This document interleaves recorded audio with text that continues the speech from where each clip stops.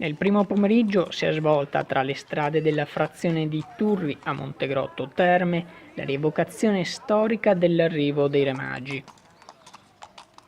Ci sono tutti, dai musicisti ai soldati, dalle genti più povere fino a quelle più benestanti a cavallo.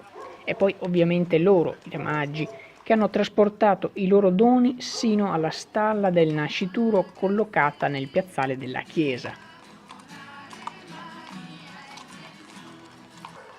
Molti i cittadini che hanno seguito il corteo per le vie della frazione, potendo fare un tuffo nel passato di 2018 anni. La manifestazione è stata organizzata dalla parrocchia del Santissimo Rosario in collaborazione con il municipio San Pietrino. Fishermer Channel News, Montegrotto Terme.